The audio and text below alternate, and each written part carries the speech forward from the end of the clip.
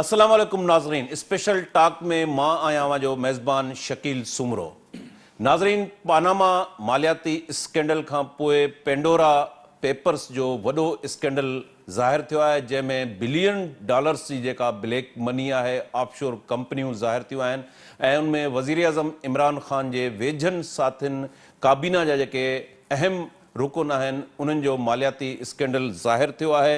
नाणे वारे वज़ीर शौकत तरीन खां वठी मोनोसिलाई, फैसल वाबडा, खुसरो बख्तियार ऐं उनखां सवाइ वकार मसूद खां सवाइ खोड़ सारियूं वापारी शख़्सियतूं, अस्करी जेके ऑफिसर आहिनि रिटायर्ड, उहे बि हिन ऑफशोर कंपनियुनि में शामिल आहिनि। उनखां सवाइ दुनिया जूं वॾियूं जेके आलमी अॻुवान आहिनि, हुक्मरान, आलमी शख़्सियतूं ऐं उनखां सवाइ मुख़्तलिफ़ जेके बिज़नेस कम्यूनिटी सां वास्तो रखंदड़ आहिनि, उहे बि हिन मालियाती स्कैंडल में ज़ाहिर थियूं आहिनि ऐं तक़रीबन 1 करोड़ 20 लख जेके दस्तावेज़ आहिनि 117 मुल्कनि जा 150 खां वधीक मीडिया जा जेके इदारा आहिनि उन्हनि इहा इन्वेस्टिगेट कई आहे। इन्हनि इशूज़ ते अॼु असां ॻाल्हाइण जे लाइ स्टूडियो में दावत ॾिनी आहे। मंसूर शेख साहब पाण PTI जा अॻुवान आहिनि। टेलीफोन लाइन ते असांखे सीनियर सहाफ़ी एंकर पर्सन इफ्तिखार अहमद जेको आहे ज्वाइन कयो आहे।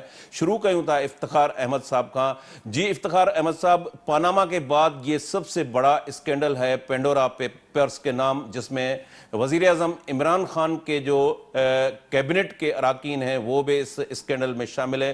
कैसे आप देखते हैं ये जो पेंडोरा पेपर से आने वाले वक्त में इन पेपर्स के नताइज क्या निकलेंगे? कोई नतीजा नहीं निकलेगा। माजी में पनामा पेपर्स के जो 400 अफराद थे उनमें से कितने गिरफ्तार हुए, कितने के साथ GIT बनी, कितनों को सजा हुई, कितनों के बारे में आप जानते हैं, मैं जानता हूँ। तो मुकदमा का क्या बना? वो एक आदमी को प्राइम मिनिस्टरशिप से हटाने की एक साजिश का हिस्सा बन गई, वो सारे का सारा पनामा पेपर। अब ये जो 700 आदमियों के नाम आए हैं, देखते हैं इनमें से किसको सजा होती है। और सबसे इम्पोर्टेंट चीज है कि ये जस्टिफिकेशन दी जा रही है कि जी बाहर इस किस्म की फर्में बनाना बुरी बात नहीं है अगर वो गैर कानूनी मकासद के लिए इस्तेमाल ना हो, तो हमें माने लेते हैं, लेकिन मनी ट्रेल तो देनी होगी ना कि पैसा आया कहाँ से। तो इफ्तिखार साहब, जो पनामा पेपर्स थे उसमें एक इंक्वायरी कमीशन भी बनी 2016 में। नवाज शरीफ के ऊपर इल्ज़ामात लगाए गए, मनी ट्रेल मांगी गई, लेकिन उसके नतीजा कुछ भी बरामद नहीं हुआ। लेकिन एक चीज़ हुई कि पनामा पेपर्स को एक टूल तौर इस्तेमाल किया गया। ये हो सकता है कि जो बिहाइंड द कर्टेन कुछ फोर्सेस हैं, जो कुव्वतें हैं, इसको एक टूल तौर पर इस्तेमाल करें। वैसे फाइनेंशियल रिकवरी तो नहीं होगी, यहाँ पर करप्शन की बातें होती रहती हैं, जैसे इमरान खान ने नैरेटिव दिया करप्शन का, लेकिन हम ये समझते हैं कि करप्शन को एक टूल तौर इस्तेमाल किया जाता है यहाँ। देखिए, मैं इस थ्योरी से इत्तेफाक नहीं करता कि कोई बैनुल-अक़वामी साजिश होने लगी है हमारे प्राइम मिनिस्टर के खिलाफ। मैं इस थ्योरी को खरीदने को तैयार नहीं हूँ। मेरा तो सिंपल सा सवाल ये है कि ये शफाफियत की बात करने वाले और करप्शन के खिलाफ जहाद करने का नारा मार के इक़्तिदार में आने वालों के पास जो 400 नामों की फहरिस्त जो पड़ी थी, उस पर क्या हुआ? मैं बतौर एक आम पाकिस्तानी के तौर पर यह सवाल करने का हक रखता हूँ। जब उसमें कुछ नहीं हुआ, उस सारे के सारे खेल का मकसद नवाज शरीफ से जान छुड़ाना था, तो ये जो अब है 700 अफराद की फहरिस्त, इसका भी कुछ नहीं होगा। आपके सवाल का जवाब मैं दे रहा हूँ, क्योंकि मैं कहता हूँ मनी ट्रेल भी तो लेना। चले, आप 700 अफराद की मुझे मनी ट्रेल लेके दिखा दें। अब इसमें काफी रिटायर्ड लोगों के नाम आए हैं, जितनी जितनी उनकी प्रॉपर्टी बाहर है, तो ये भी तो पूछा जाना चाहिए ना कि ये पैसा आया कहाँ से। मैं भी नौकरी करता रहा हूँ एक अदारे के अंदर और बहुत अच्छे पैसे कमाता रहा हूँ, तो मेरे पास तो अपने पाकिस्तान के अंदर ही एक आधा घर हो सकता है। बाहर तो मैं सोच भी नहीं सकता किसी फ्लैट को लेने को। तो फिर अगर मैं फ्लैट लेता हूँ तो फिर मनी ट्रेल भी तो मुझे देनी होगी ना, कि मेरी तनख्वाह कितनी थी और मुझे कितना पैसा मिलता था, किस बैंक में आता था, फिर बैंक में जो आता था क्या मैं डिक्लेयर करता था या नहीं करता था, तो क्या साजात मैंने डिक्लेयर किए हैं नहीं किए। हर साल हमें जो इनकम टैक्स के साथ एक डिक्लेरेशन देना पड़ता है, उसमें हमें अपने साजात को भी डिक्लेयर करना होता है ना। मैं एक आम आदमी की बात कर रहा हूँ। तो ये जो बाहर बंगले बना के रहते हैं, इनसे मनी ट्रेल नहीं लेनी चाहिए, इनसे नहीं पूछना चाहिए कि पैसा कहाँ से आया। इफ्तिखार साहब, आप हमारे साथ टेलीफोन लाइन पे रहें। हमारे साथ मंसूर शेख साहब हैं, पीटीआई के रहनुमा है। उनसे पूछते हैं कि पीटीआई जो हुकूमत है वो क्या इन रिटायर्ड जितने भी 700 पाकिस्तानी है उनसे मनी ट्रेल मांगी जाएगी? जी मंसूर शेख साहब, छा ही जेके 700 पाकिस्तानी आहिनि जंहिंमें बिज़नेस कम्युनिटी, रिटायर्ड जेके अस्करी अमलदार आहिनि, पॉलिटिशियंस आहिनि ऐं मुख़्तलिफ़ जेके कंपनियूं आहिनि उन्हनि जा माण्हू शामिल आहिनि, बासर माण्हू, उन्हनि खां मनी ट्रेल जी इफ्तिखार साहब ॻाल्हि कई त इफ्तिखार साहब सां मां काफ़ी हद ताईं एग्री थो कयां त रिज़ल्ट्स ऐं उन ते डिपेंड थो करे। इन में सुप्रीम कोर्ट जी रूलिंग बि आहे त रुॻो तव्हांखे उन में मनी ट्रेल वठणी आहे, बाक़ी कोई ऑफशोर कंपनी ठाहिण ॾोह न आहे।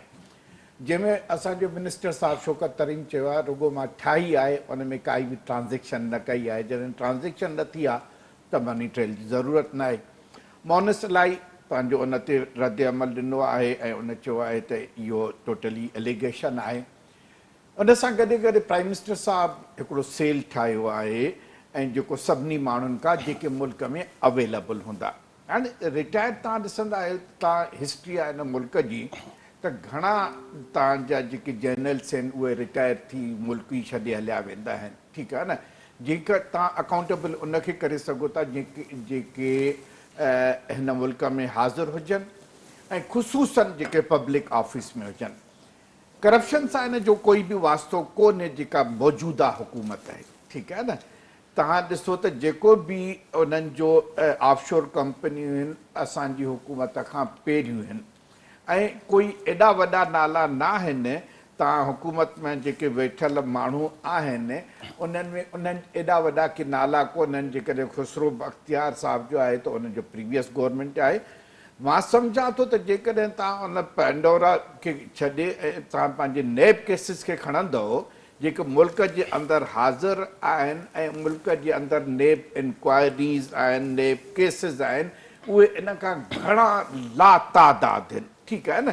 पहिरियों असांखे इंटरनेशनल जेका ॻाल्हि आहे उनखे पहिरियों पासे ते रखी जेके हिते केसिस आहिनि, ठीकु आहे न, पहिरियों उन्हनि खे निपटाइणु घुरिजे। कोर्ट्स खे एक्टिव थियणु घुरिजे त कोर्ट्स ते रहंदो ॾींहों ॾींहुं ॿार वधंदो वियो आहे।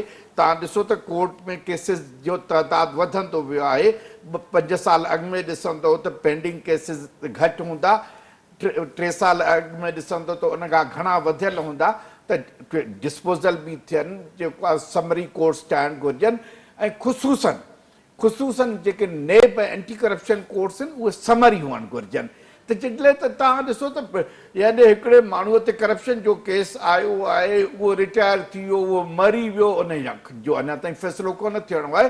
त पहिरियों असांखे कंसंट्रेट हिन ते करणु घुरिजे जेके मुल्क में केस हलनि था ऐं हुन लाइ प्राइम मिनिस्टर साहिबु सेल ठाहे छॾियो आहे त सभिनी खां मनी ट्रेल घुरी वेंदी, बख़्शो कंहिंखे न वेंदो।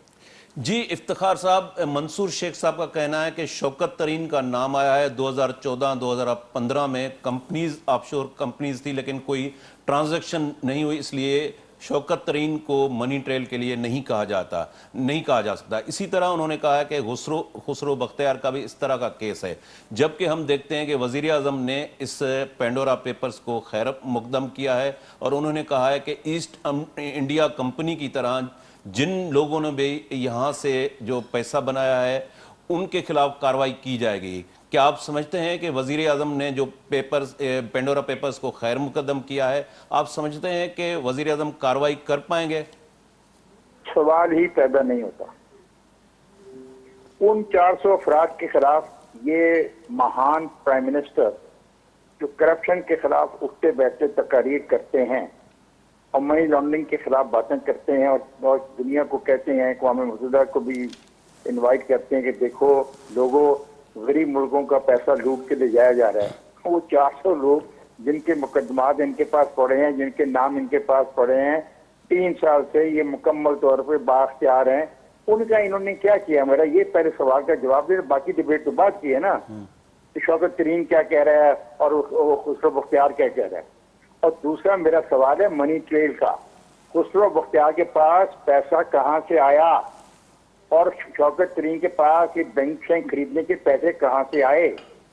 इनका भी तो, ये भी तो पाकिस्तान में कोई कारोबार करते होंगे ना, सही कह रहे हैं। टैक्स तो देते होंगे ना भाई। तो ये कौन है वो लोग पाकिस्तान के अंदर, ये 1,00,000-1,25,00,000 लोग कौन हैं कि इनके पास ही स्टॉक एक्सचेंज है, इनके पास ही जेर जमीन दफीने हैं, इनके पास ही हवाई जहाजों की कंपनियां हैं, इन्हीं के पास तेल के कारोबार हैं, इन्हीं के पास घी के कारखाने हैं, इन्हीं के पास शुगर के कारखाने हैं, इन्हीं के पास आटे के कारखाने हैं, इन्हीं के पास दवाइयों के कारखाने हैं। ये कौन लोग हैं? इनका जो पहला रुपया, जो पहला 100, जो पहला लाख है, जो पहला करोड़ है, वो कहां से आया? उसका भी तो सवाल करने का मुझे हक है, ये नहीं है?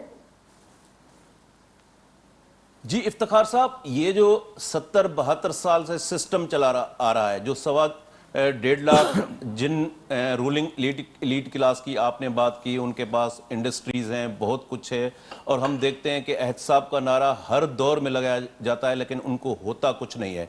उनके जो पैसे हैं न तो उनसे मनी ट्रेल मांगी जाती है, और वही सिस्टम का हिस्सा है वो ग्रास रूट लेवल पे जो महंगाई है उसको वो दूर नहीं कर सकते। तो ये पूरा सिस्टम, इसको जिम्मेदार कौन है? ये किस तरह, इसका सॉल्यूशन क्या है, हल क्या है? ये लोग इसी तरह पीसते रहेंगे?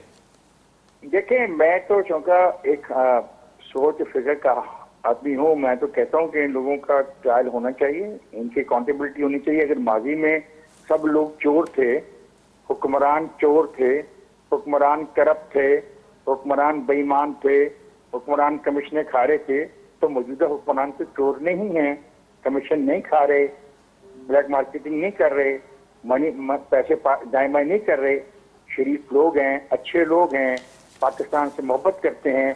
तो इनके रास्ते में क्या रुकावट है? ऐसे लोगों के खिलाफ ये क्यों कर हाथ नहीं डालते? इफ्तिखार, आपका कहना है कि इसका नतीजा कुछ भी नहीं निकलेगा, जिस तरह पहले बिल्कुल, पनामा की तरह, तो यही सेम। तो इस मेरे मुल्क का क्या होगा? जो हम डेमोक्रेसी की बात कर रहे हैं, तो उसका क्या होगा? क्योंकि अफगानिस्तान की सूरताल, इंटरनेशनल सूरताल, तो हम किसी दलदल में तो नहीं फंस चुके, हम इतने संजीदा नहीं है, हम मनी ट्रेल नहीं मांग सकते। ये जो पूरा सिस्टम है, पैसा बाहर चला जाता है, यहां से महंगाई को आप देखें, इन्फ्लेशन रेट बढ़ता जा रहा है, तो क्या होगा इस मुल्क का? दोस्त, 1980 में जो आपने जंग लड़ी ना रूस के खिलाफ, ये उसका भुगतान आप भुगत रहे हैं और भुगतते रहेंगे।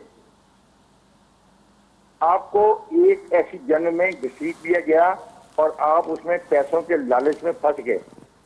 और इन लोगों की जो रिटायर्ड लोगों के नाम है, ऐसे बहुत से रिटायर्ड लोगों से माने कि उनकी भी अगर सभी लिस्टें आई तो आदमी परेशान हो जाएगा।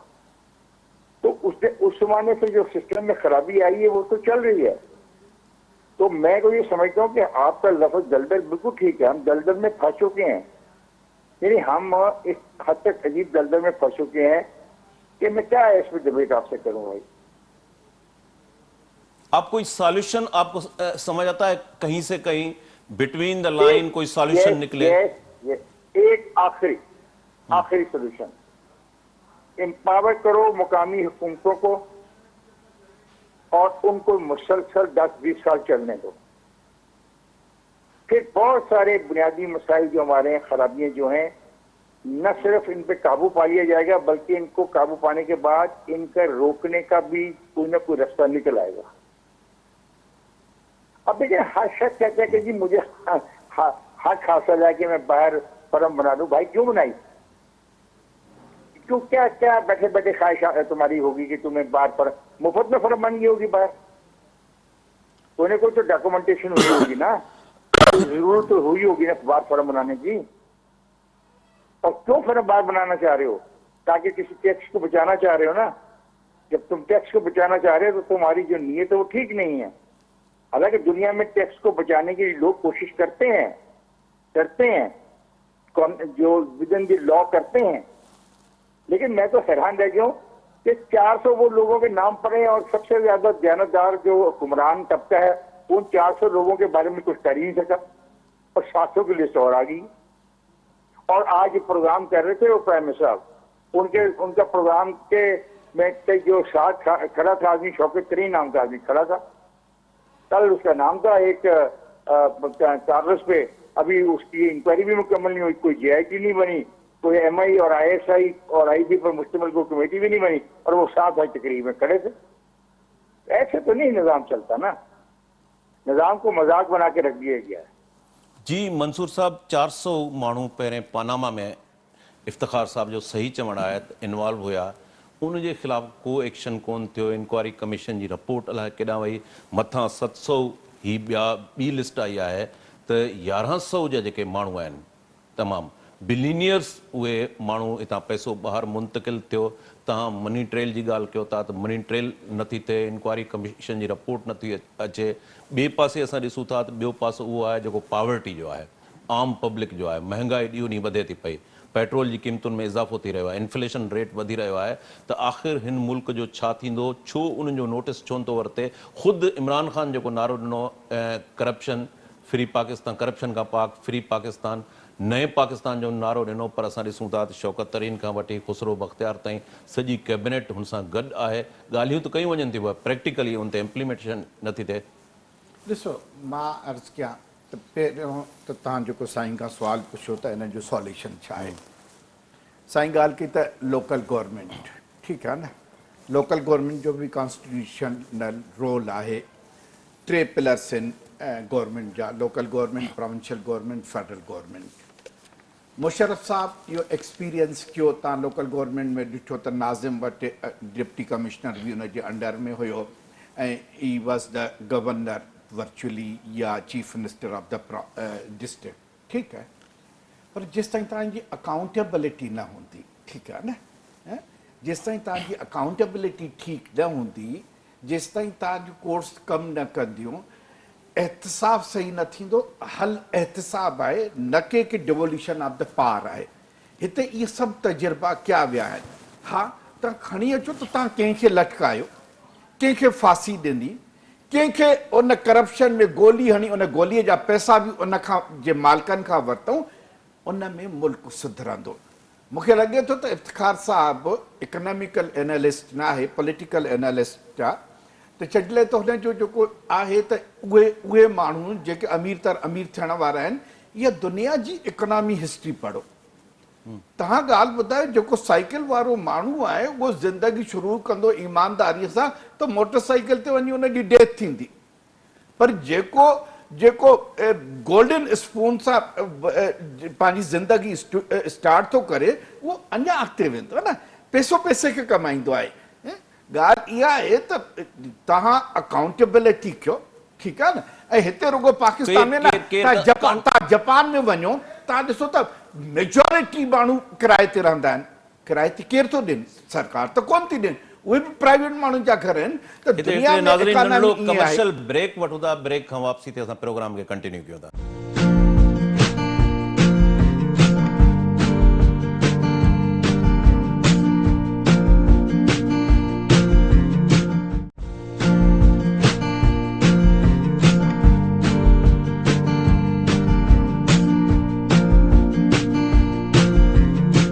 वेलकम बैक नाज़रीन जी मंसूर साहब त मां चवां पियो त जेको आहे सो मां शुरू में ई तव्हांखे ॿुधायो त 5 साल अॻु में वेंदो 10 साल अॻु में वेंदो त केसिस जो जेके साईं 400 जी ॻाल्हि वराए करे थो त ॻाल्हि इहा आहे त ताक़तवर वज़ीर आज़म मां ईअं थो चए साईं इमरान ख़ान ताक़तवर वज़ीर आज़म आहे पर बादशाह न आहे त हुकुम करे त हिनखे संसार कयो हुकुम करे त हिन जो गर्दन लाहियो हिते इदारनि खां इंडिपेंडेंट कयो आहे तव्हां मूंखे ॿुधायो त इदारनि में मुदाख़लत असां घटि कई आहे घटि छा ख़तमु कई आहे असांजो को जज ॾे फोन कॉल वञे थो त हिनखे हीअ सज़ा ॾियो तव्हां पोइन गवर्नमेंट जी हिस्ट्री ॾिसो त जजिस खे कॉल वेंदियूं तव्हां ॾिसो त काई बि अहिड़ी मुदाख़लत नेब में आहे तव्हांजे जेके बि इंडिपेंडेंट इदारा आहिनि उन्हनि में मुदाख़लत आहे असां चऊं था त उहे फ़ैसिला कनि ऐं प्राइम मिनिस्टर त गवर्नमेंट पॉलिसी लाइन्स ॾींदो हाणे उन सेल ठाहे छॾियो त इहे जेके 700 माण्हू आहिनि इन्हनि खां पंहिंजी मनी ट्रेल वठो हाणे साईं चए थो त इहो शौकत तरीन छो वेठो शौकत तरीन ग्राउंड रियलिटी आहे मुल्क जो फाइनेंस मिनिस्टर आहे उन सां रिलेटेड प्रोग्राम आहे हिकिड़ो इंटरनेशनल एलिगेशन आयो आहे जंहिंजी हुन वज़ाहत ॾिनी जेकॾहिं हू उन में ट्रांज़ेक्शन थी आहे मनी ट्रेल नथो ॾिए त हुनजे ख़िलाफ़ क़दम थींदो ऐं उहो बि प्राइम मिनिस्टर इंक्वायरी मोकिलींदो ऐं उन में पब्लिक ऑफिस खां हटाए त बाबा इंक्वायरी खे फेस करे तव्हां इन ते कंहिं इंक्वायरी दौरान कंहिंखे तव्हां फाइन नथा लटकाए सघो तव्हां सज़ा कंहिंजो कमु आहे सजा प्राइम मिनिस्टर जो कम कौन है? जी इफ्तिखार साहब, इनका कहना है कि मुल्क का सबसे बड़ा मसला जो है वो अकाउंटेबिलिटी है, एहतसाब है। यहां एहतसाब नहीं हो पाता, रूलिंग एलीट क्लास में कोई हाथ डालने के लिए तैयार नहीं है। इनका कहना है कि पीटीआई के हुकूमती दौर में इदारों में मुदाखलत नहीं होती, इससे पहले जजेस को फोन जाते थे, लेकिन वही प्रैक्टिस पीटीआई का जो गवर्नमेंट का दौर है उसमें नहीं हो पा रही। तो क्या वाकई इस मुल्क का सबसे बड़ा मसला अकाउंटेबिलिटी है, या पावर जो जिसकी आप बात कर रहे हैं, पावर जब तक डिवॉल्व नहीं होगा तब तक मसला हल नहीं होगा? उन्होंने मेरा मजाक उड़ाया ये कह के कि मुझे शायद इक्तिसादियात की अलफ़बे नहीं आती। मुझे इक्तिसादियात की अलफ़बे आती है जनाब।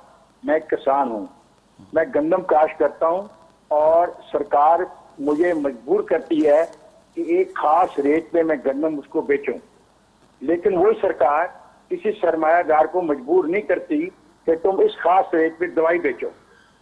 मैं इतने इक्तिसादियात जानता हूँ। जो ये लूट मार हो रही है मेरे मुल्क में सरमायादारों के जरिए, मैं इसे बखूबी आगाह हूँ। मैं सिर्फ सियासी तबका निगार नहीं हूँ, मैं एक एक्टिविस्ट भी हूँ, और इस मुल्क में लूट मार करने वालों को मैं बखूबी जानता हूँ। और ये जो पैसा और दौलत अंडे और बच्चे दे रही है 80 के बाद, 1980 के बाद इस मुल्क में जो पैसे के अंडे बच्चे दे रहे हैं ना, गोल्डन किस्म के, ये हमारे सामने है। अब रहेगी अकाउंटेबिलिटी। मैंने अकाउंटेबिलिटी नहीं करनी, गवर्नमेंट ने करनी है। नारे वो मार रहा था, मैं नहीं मार रहा था, नारे इमरान खान मार रहा था, और उसको सिस्टम का पता था। वो इसी मुल्क में पैदा हुआ था और इसी मुल्क में जवान हुआ था। तो वो जो नारे मार रहा था ना, मैं तो कुछ भी नहीं कह रहा। मैं तो आप बार बार उसका नाम लिए जा रहे हैं, इस फाइनेंस मिनिस्टर का। मेरा तो इस फाइनेंस मिनिस्टर से कोई तल्लुक वास्ता ही नहीं है। और मैं तो कहता हूँ वो जो 400 पेंडिंग केसेस पड़े हैं, उनका क्या किया? बस मेरा तो यही बात है। ना ही मैं कोई बहस मुबाशे में अपने आप को इन्वॉल्व करना चाहता हूँ एक, और मैं मनी ट्रेल मांगूंगा डिप्टी कमिश्नर से, ब्यूरोक्रेट से, ताजर से, सियासतदान से, चपरासी से, क्लर्क से, कि पैसा कहां से आया। और जब तक ये सवाल मैं नहीं करूंगा और इसका जवाब नहीं लूंगा, ये रियासत नहीं चलेगी। अब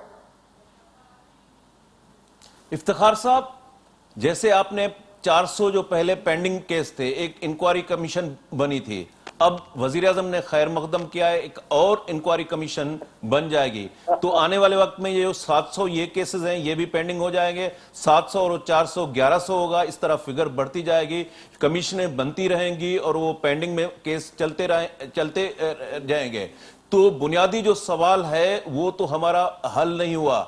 तो बुनियादी सवाल किस तरह हल होगी? ये जो डेमोक्रेटिक फोर्सेस हैं, पार्लियामेंट की सुपरमेसी की बात जो कर रहे हैं, जब तक पार्लियामेंट सुपरमेसी उसकी वो तस्लीम नहीं की जाएगी तो कोई रास्ता नहीं निकल सकता, एक मसला हल नहीं हो सकता। मैं आपसे 100% इत्तेफाक करता हूं। ये जो रिटायर्ड अपना फौजियों के नाम आए हैं, क्या ये बता सकते हैं कि इनके पास पैसे सारे कहां से आए थे? जब आप ये सवाल करेंगे तो आपको कहा जाएगा कि आप पाकिस्तान दुश्मन है, आप पाकिस्तान के खिलाफ हैं।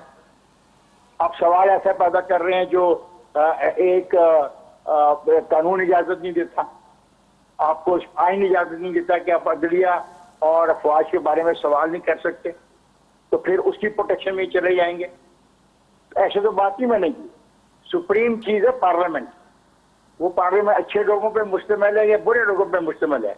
वो चोरों का टोला है। यही बड़े मजे की बात है कि वो चोरों का टोला है, पीटीआई में चला जाए तो वो साफ है, और वो कल सुबह पीटीआई को छोड़ के किसी और पार्टी में चले जाए तो वो बुरे हैं। ये हमारा क्या तरीकाकार है? ये हमारे जजमेंट करने का क्या पैमाना है? मैं तो हैरान हो जाता हूँ लोगों की बातें सुन के। अब ये दोस्त कह रहे थे कि मैं तो इक्तिसादियात की अलग नहीं जानता, और इसलिए मैं बात करता हूँ लोकल बॉडीज की तरक्की की। मैं लोकल बॉडीज की तरक्की, पावर की इम्पावर इसलिए बात करता हूँ कि जब इक़्तिदार इतना नीचे जाएगा तो फिर मुझे पता है खुसरो बख्तियार के पास पैसा कहां से आया। खुसरो बख्तियार के तहसील में रहने वाले उसके 3 नस्लों को जानते हैं कि उनके पास पैसा कहां से आया। तो उसमें फिर कोई बहुत लंबी चौड़ी इंक्वायरियों की जरूरत नहीं पड़ती है जब लोग जानते हों। इफ्तिखार साहब, आप जो पार्लियामेंट की सुपरमेसी की हम बात कर रहे हैं, जो पार्लियामेंट के अंदर बैठे हैं, वो भी इक्तदार के लिए कभी रिकंसिलेशन के नाम पे डील करते हैं, कभी वो सरेंडर करते हैं, कभी वो संजरानी को सेनेट में वोट करवाते हैं। हैं तो वो इंटर उनके अंदर डेमोक्रेटिक सिस्टम नहीं है, अंदर पार्टी के अंदर इलेक्शन उनके नहीं होते, तो ये जो पॉलिटिशियंस हैं, डेमोक्रेटिक पार्टीज हैं, ये भी तो रिकंसिलिएशन के नाम पे डील करते रहते हैं, उसी सिस्टम का हिस्सा है जिसकी आप बात कर रहे हैं। मैं आपसे पहले भी एक पॉइंट पे इत्तेफाक कर गया, इस पर भी करता हूं, लेकिन मैं फिर भी कहूंगा सुपरमेसी ऑफ पार्लियामेंट हो, क्योंकि जब सुपरमेसी ऑफ पार्लियामेंट होगी तो आप देखेंगे कि बहुत जिस तरह मैं कहता हूं कि मुकामी के लाने से बेहतरी जन्म ले सकती है, इसी तरह से मुझे यकीन है कि अगर सुपरमेसी ऑफ पार्लियामेंट हो तो बेहतरी आएगी। पार्लियामेंट के जो अदारे हैं, जो सेनेट और कौमी असेंबली की जो कमेटियां हैं, उनके सामने लोगों की पेशी हो, वो जजेस की तैनाती करें, वो दूसरे ओहदों के ऊपर तैनाती करें, लोग बैठे उनके उनके पास जाएं, कमेटियां फैसला करें, कमेटियां इंटरव्यूज करें। ये एक पावर आप देने को तैयार ही नहीं है। अब अगर वो लोग बुरे हैं और वो कभी स्टैब्लिशमेंट के साथ चले जाते हैं, कभी स्टैब्लिशमेंट को चले जाते हैं, तो उसके लिए ये है आपकी पावर पॉलिटिक्स। पावर पॉलिटिक्स तब खत्म हो सकती है जब रियल इख्तियार दे, तो फिर लोग एक्सपोज हो जाएंगे। फिर मुझे पता लगेगा मेरा एमएनए जो है वो बेचारा मजबूर नहीं है, वो बदमाश है। मैं उसकी मजबूरी का उसको बेनिफिट ऑफ डाउट दे देता हूँ कि यार ये बेचारा क्या करिए, तो इसके पास तो पावर ही कोई नहीं है, पावर तो किसी और के पास है। तो मैं बेनिफिट ऑफ डाउट देता जा रहा हूँ और वो मुंतखब होता जा रहा है। और जब मुझे पता लगे ये बदमाश है, इसके पास सारा अख्तियार है, ये फिर बदमाशी कर रहा है, तो मैं देखूंगा वो कैसे इलेक्ट होता है। जी मंसूर साहब, इफ्तिखार साहब पार्लियामेंट जी सुपरमेसी जी ॻाल्हि कनि था, तव्हां अकाउंटेबिलिटी जी ॻाल्हि कयो था। पार्लियामेंटी अकाउंटेबिलिटी खे वधीक जेको आहे उहो करे सघे थी, छाकाणि जॾहिं पार्लियामेंट जी असां ॻाल्हि कयूं था, का लेजिस्लेशन न थी, इम्प्लीमेंट न थिए थो, त उहो सवाल साॻियो उते जो उते रहिजी वञे थो। मैं तो पहले भाई को कहूं कि उन्होंने, मैंने कोई मजाक नहीं उड़ाया इकानमी पे, और इकनॉमिस्ट होंगे। आपकी और मेरे लफ्ज़ों का फेरफार है। मैंने अकाउंटेबिलिटी कही, आपने ये कहा कि मैं सवाल पूछूंगा जनरल से, मैं पूछूंगा जज से, मैं पूछूंगा ब्यूरोक्रेट से, मैं पूछूंगा पॉलिटिशियन से, तो उसको ये अकाउंटेबिलिटी कहते हैं। मैंने ये कहा कि केसेस पेंडिंग गए, ये तो इंटरनेशनल है, ये 4 से हज़ारों केसेस है, मैं समझता हूँ लाखों केसेस होंगे जो कोर्ट्स में पेंडिंग है। आप जाएं अकाउंटेबिलिटी कोर्ट्स में जाएं, एंटी करप्शन कोर्ट में जाएं, वो पेंडिंग क्यों है, वो समरी ट्रायल होना चाहिए, इसको अकाउंटेबिलिटी कहते हैं। सुप्रीमेसी ऑफ द पार्लियामेंट, उसमें कोई शक नहीं है, कोई दो राय नहीं है, पार्लियामेंट सुप्रीम है, ठीक है ना। भाई कहता है कि जो है ना उसको अपना जो इलेक्ट करते हैं, मेरे भाई सोशल मीडिया इतनी हो गई है कि एक मासी के हाथ में भी फोन है, और एक पहले जो ये दुनिया है इसे ग्लोबल विलेज बन गया है, और हर एक के पास पता है, और कोई भी जो है ना ये नहीं कहता कि मिस यूज ऑफ पावर कौन करता है, कोई नहीं करता है। एक दफा आपने शक के बुनियाद पे उनको फायदा दे दिया, कोर्ट भी एक दफा देती है मेरे भाई, वकील यही क्रिएट करते हैं बेनिफिट ऑफ डाउट, ठीक है ना। तो बेनिफिट ऑफ डाउट आप बार बार इलेक्ट कर रहे हैं उसी को जो आपके अमानत में ख्यानत कर रहा है, जो आपके टैक्स के पैसों में चोरी कर रहा है, जो आप देखें ना, अब वो आपके ही लोग जाते हैं कि जी एमएनए साहब गली बनवा के दे, एमपीए साहब गली बना के दे, तो वो ऐसा लगता है कि एमएनए एमपीए अपनी जेब से बना के दे रहे हैं, जबकि वो पब्लिक का पैसा है। कोई शुक्रिया का कोई बात नहीं है कि अगर किसी ने रोड बनाया, किसी गवर्नमेंट में डैम बनाई, तो उसका शुक्रिया अदा किया जाए, उन्हीं के पैसों से बना रहे हैं, कोई अपने पैसों से नहीं बना रहे हैं, ये उनकी जिम्मेदारी है। मगर जहां पे पार्लियामेंटियन को ये कहा जाता है कि जी हमें जो है ना ये नौकरियां दे, ये पार्लियामेंटियन का काम नहीं है, लेजिस्लेटिव असेंबली का मेंबर है, उसको आप अपनी काम से पब्लिक ही हटा देती है। और जब पब्लिक अकाउंटेबिलिटी करेगी और अकाउंटेबिलिटी सिस्टम ठीक होगा तो मुल्क ठीक हो जाएगा। इकोनॉमी मैंने ये नहीं कहा कि साईं इकोनॉमी नहीं जानते, मैंने कहा दुनिया में इस तरह से है कि आप किसी भी मुल्क में चले जाएं कि जो अमीर है वो अमीर होता जा रहा है। आप देखें ना, ईमानदारी से बेईमानी से जो हुए हैं 400 को नहीं, मैंने कहा है जो हजारों हैं, 400 के भी उसी कोर्ट में पेंडिंग होंगे केस, अगर मनी ट्रेल नहीं दिया होगा। जिसने मनी ट्रेल दिया होगा उसका केस नहीं किया, तो वो डिसाइड क्यों नहीं हुआ? वो प्राइम मिनिस्टर को डिसाइड नहीं करना कि हम 3 साल क्या कर रहे हैं, वो कोर्ट्स को डिसाइड करना है। या तो आप ले आए अख्तियार, प्राइम मिनिस्टर को दे दें, जैसे पहले बादशाहों को अख्तियार था, तो फिर तो ठीक है कि फिर आप अकाउंटेबल करें प्राइम मिनिस्टर को। जो इदारे नहीं काम कर रहे हैं उनको आप घेराव करें, उनको अगर अख्तियार नहीं है तो मजबूत करें। अगर गवर्नमेंट ने उनका पावर इंक्रोच किए हैं तो वो गवर्नमेंट से रिलीज कराएं। हम उस पर बैठने के लिए तैयार हैं। जी, इफ्तिखार अगर साहब, हम ये कहते हैं भाई कि ये कह रहा है कि जो पीटीआई में वो ड्राई क्लीन होके गया है, तो क्या हमने सारी अपोजिशन को जेल में रखा है? भाई 20 सालों 30 सालों 40 सालों तो उनकी हुकूमत है। जी जी इफ्तिखार साहब, आपने बात सुनी जी। मैंने बात सुनी, ये हुकूमत है जब अपने मुफाद की खातर इलेक्शन रूल्स को तो अमेंड करने के लिए 2.5 घंटे के अंदर इतनी क्लासेस अमेंड कर सकते हैं, तो वो कवानीन जो इंसाफ के राह में रुकावट है उनको उनमें तरमीम भी उसी वक्त में कर लेना। जिस तरीके से वो इलेक्शन रूल्स का बिल चेंज किया है ना, वैसे कर लें। जिन कवानीन के से वजह से इंसाफ नहीं मिल रहा उनको तब्दील कर दें। जो लोग उन कवानीन को तब्दील करने में रुकावट बनेंगे वो नंगे हो जाएंगे। एक बात। दूसरी बात, ये जो अमानत और गुर्बत का मसला है, ये दुनिया में डिबेट है। जो अमीर लोग हैं दुनिया के, वो सोशल वेलफेयर में अपना रोल प्ले करते हैं। हमारे अमीर लोग सोशल वेलफेयर के नजदीक नहीं जाते और ये समझते हैं कि ये उनको विरासत में मिला है। मैंने इसलिए कहा लोकल बॉडीज में कि हम जानते हैं कि विरासत में किसको क्या मिला। मैं लाहौर में रहता हूँ, मैं लाहौर के तमाम अरूसा को बखूबी जानता हूँ। 70 साल से मेरी उम्र है, मुझे पता है किसके पास पैसा खानदानी है और किसके पास पैसा रियल एस्टेट का है।